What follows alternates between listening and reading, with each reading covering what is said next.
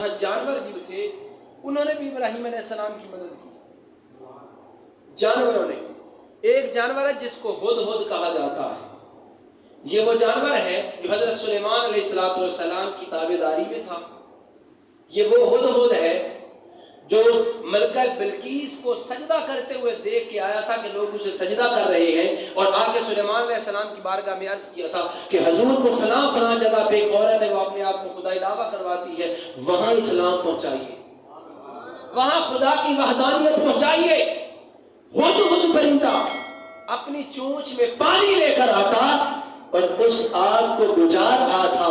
احباب ذی وقار، میرا آپ سے سوال یہ ہے، اتنی بڑی آگ، اتنی بڑی کہ جلی ہوئی ہے کوفہ میں، اور اس کے شعلے نظر آ رہے ہیں شام میں، اتنی بلند آگ، اتنی بڑی آگ، وہ چڑیا کے چونچ میں جو پانی ہے، بتائیے اس پانی سے کتنی آگ بجھے گی؟ نہیں بجھ سکتی. وہ عورت تھی نا، جا رہی تھی ہاتھ میں اٹی لے کے دھاگے کی، تو کسی نے کہہ دیا کہ یوسف علیہ السلام کی خریداری کے لیے تو بڑے بڑے بادشاہ کھڑے ہیں، آپ یہ اٹی لے کے جا رہی ہو. انہوں نے کہا پتہ مجھے بھی ہے کہ میں نہیں خرید سکتی، مگر یہ تو ہے کہ میرا نام خریداروں میں آ جائے. بروز قیامت جب باری آئے گی کہ کون کون تھا جو یوسف کا چاہت رکھنے والا تھا، تو ان میں ایک بڑھیا بھی ہوں گی. بے شک خرید تو نہ سکی، مگر خریداروں میں نام تو آ جائے گا.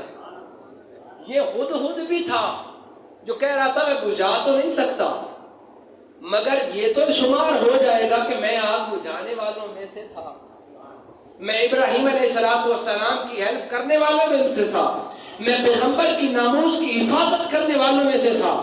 یہ تو آ جائے گا. جناب ابراہیم علیہ السلام کی نصرت اور مدد کے لیے پرندے یوں حاضر ہوئے. اور ایک جانور ہے جس کو وزغہ کہا جاتا ہے. اس کو ہماری زبان میں یہ چھپکلی ہوتی ہے نا، اس سے بڑا ہوتا ہے، اس کو کئی لوگ کرلا بھی بولتے ہیں.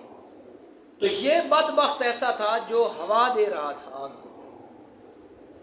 یہ بدبخت پھونکے مار رہا تھا آگ کو کہ آگ اور بھڑکے، آگ اور بھڑکے، مگر اس بدبخت کو اتنی خبر نہ تھی جسے حکم خدا ہو جائے کہ ٹھنڈی ہو جائے.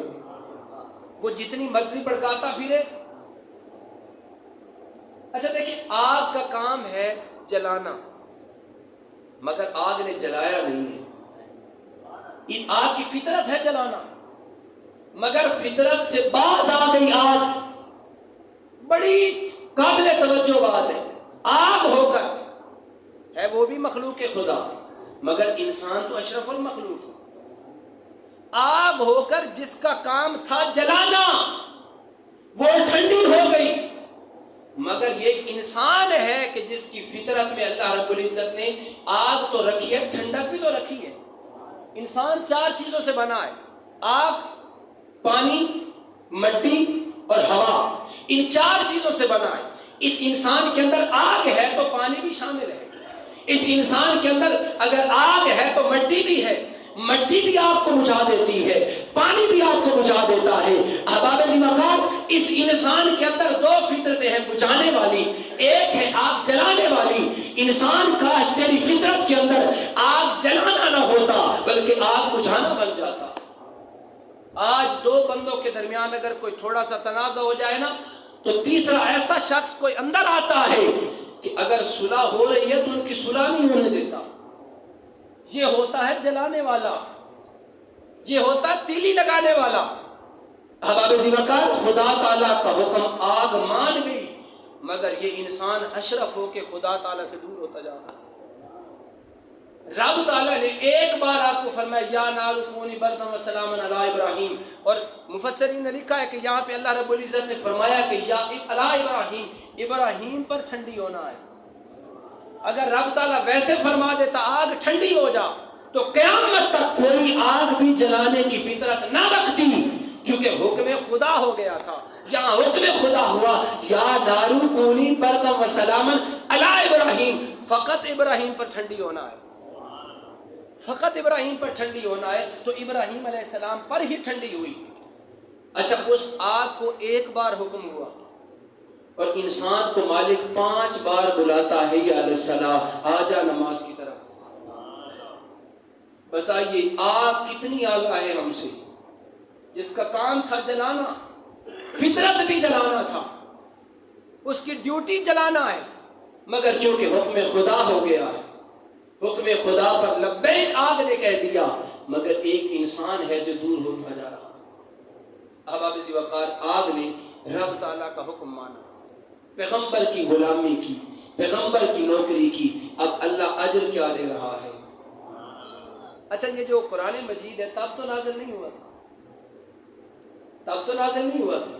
ابراہیم علیہ السلام آقا علیہ السلام سے تقریباً 3000 سال پہلے اس دنیا میں جلوہ گر ہوئے، سرکار کا اور ابراہیم علیہ السلام کا 3000 سال کا وقفہ ہے درمیان میں، تو قرآن مجید تو 3000 سال بعد آیا، تو قرآن مجید میں ذکر کیوں؟ اسی لیے کہ اس نے پیغمبر کی نوکری کی ہے۔ آگ کا ذکر اس لیے آیا کہ پیغمبر کی نوکری کی، اطاعت خدا کی، اور اطاعت خدا کا صلہ اللہ رب العزت نے یہ دے دیا، ہر قاری کی زبان پہ اس آگ کا ذکر ہے، ہر حافظ کی زبان پر آگ کا ذکر، مصلی پہ کھڑا ہے تو آگ کا ذکر، مسجد محراب و منبر پہ پڑھ رہا ہے تو آگ کا ذکر، تو اللہ رب العزت نے مذکوریت وجہ دے دیا۔ وجہ یہ ہے کہ اس نے خدا کی فرما برداری کی اور ایک پیغمبر کی نوکری کی۔ ہم انسان اس مالک سے دور ہوتے جا رہے ہیں۔ اب دیکھیں اللہ پاک نے ایک بار ارشاد فرمایا یا نارو کونی برداً وسلام علی ابراہیم، اللہ رب العزت نے ایک مقام پہ فرمایا یا ایھا الناس اعبدوا ربکم، اے انسانوں اللہ کی عبادت کرو۔ جب یہ انسان باغی ہونے لگا، دور بھاگنے لگا مالک کی بارگاہ سے، مالک گھر بلاتا ہے یہ دور بھاگتا، مالک چاہتا ہے کہ یہ جنت میں آئے اور یہ اپنی بدبختی کے سبب جہنم کی طرف جاتا ہے، یہ الٹ چل رہا ہے انسان۔ تو رب تعالیٰ نے پھر بیداری شعور کے لیے فرمایا یا ایھا الانسان ما غرک بربک الکریم، اے انسان تجھے کس چیز نے مجھ سے دور کیا ہے، یہ تو بتا، کیا تیرے کھانے میں، تیرے رزق میں، تیری سانسوں میں، تیری جو ہوا کا انتظام تیرے لیے سانسوں کا کیا، اس میں میری رحمتوں میں، میری برکات میں کوئی کمی ہے؟